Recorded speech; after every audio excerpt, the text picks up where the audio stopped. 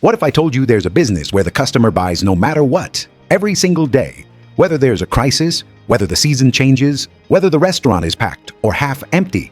It's not a luxury, it's not a trend. It's a basic consumable, napkins and toilet paper.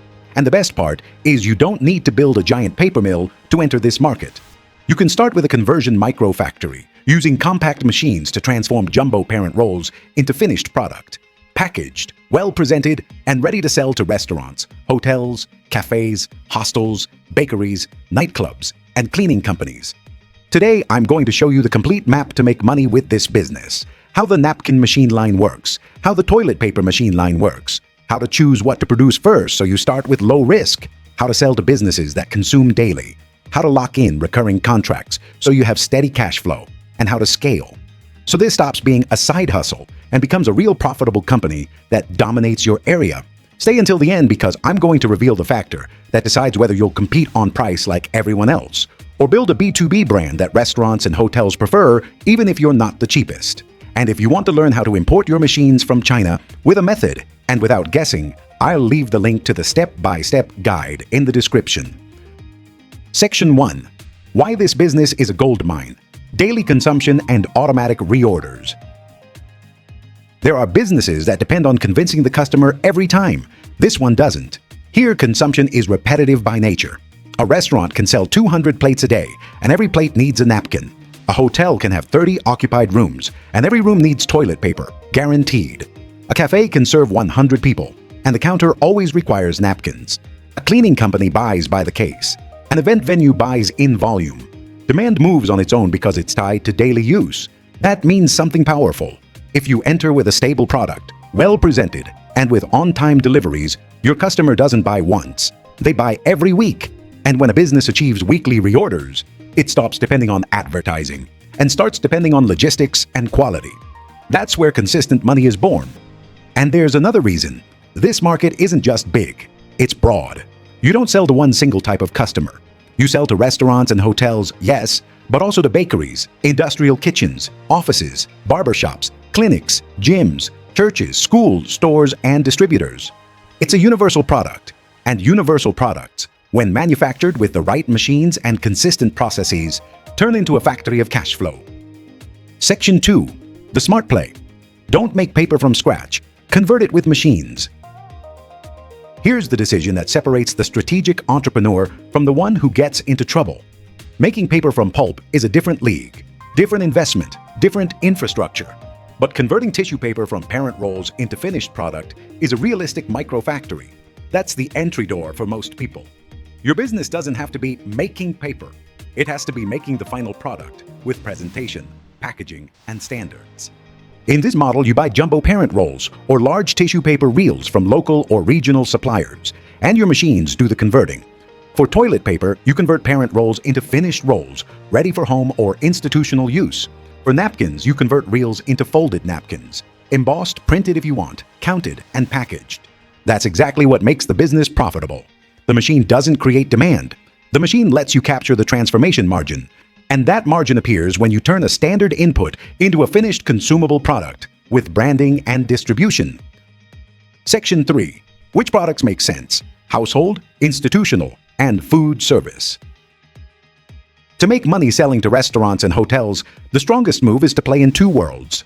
One is institutional, which buys volume and doesn't argue as much about aesthetics, but demands consistency and delivery. The other is food service, where the napkin is part of the experience, and their packaging, embossing, size, and even color can raise your price. In toilet paper, you have the household line, which competes hard in retail and needs marketing and shelf presence. And you have the institutional line for hotels, offices, restaurants, clinics, and companies. That institutional line tends to be more stable because it's bought by the case, by contracts, by delivery routes.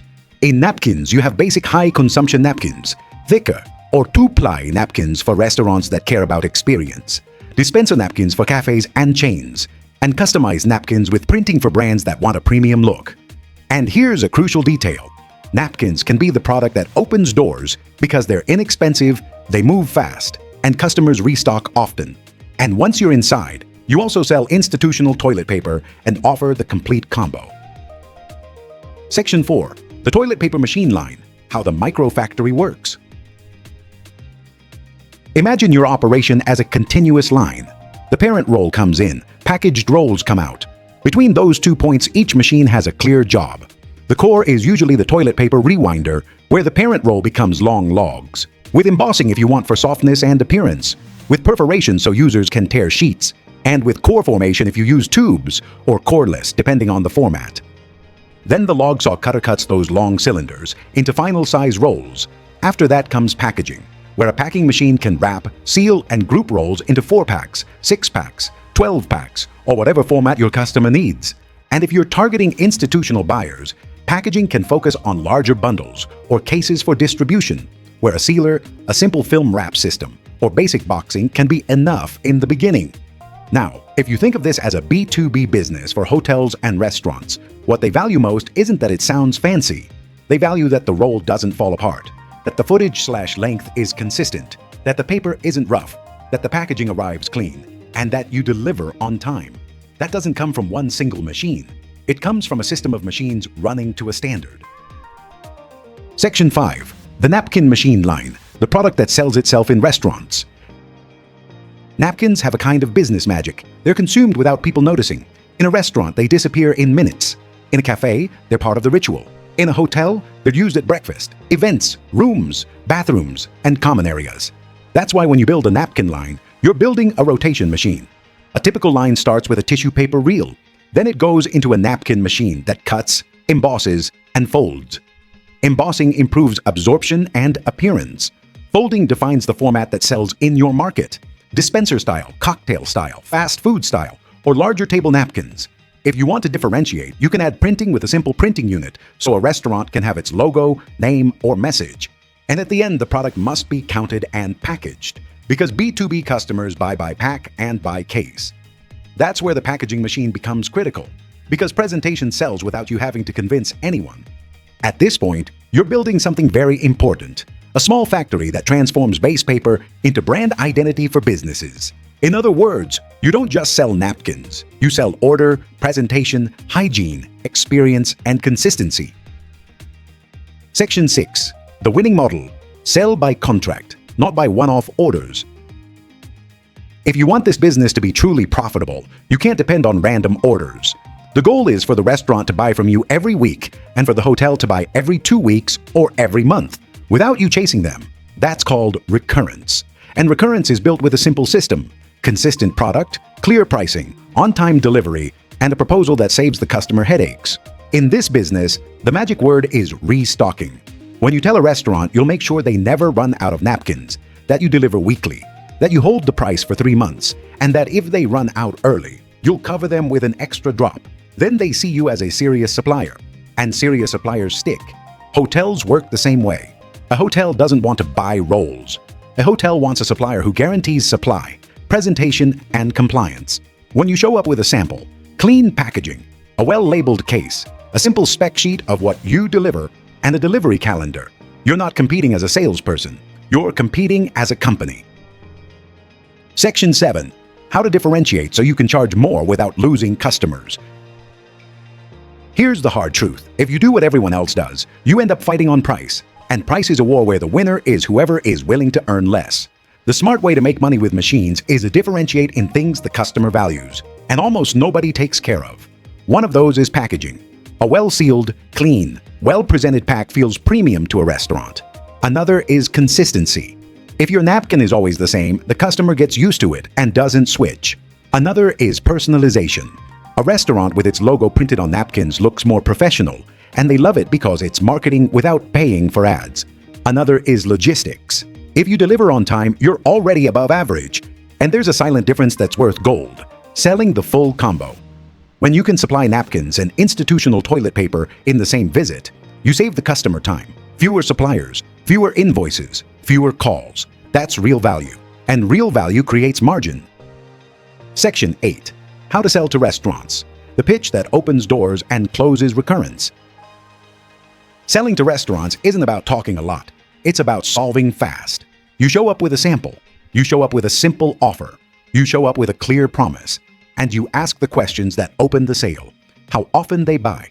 How much they consume per week. Who delivers today? whether they've ever run out of napkins, whether the paper tears, whether packaging arrives dirty, whether they've had to pay extra for urgent delivery. When the owner answers, you don't attack with price. You attack with a system. You say you produce with your own machines. You can keep consistent quality. You deliver on fixed days. You hold the price for a period. And if they want to look more professional, you can print their brand on napkins. You tell them the goal is that they never worry about this consumable again because you handle it. And something key, you propose a controlled trial. You don't ask for a huge order. You start with a weekly pack or a test combo. And if everything goes well, you move into a monthly contract. That reduces risk and speeds up decisions. Section 9. How to sell to hotels. Volume, standards, and reliability. Section 10. What the operation looks like inside. What you must control so the factory doesn't fail. A napkin and toilet paper microfactory is one with routine. If you don't control the basics, the machine stops you and the customer punishes you.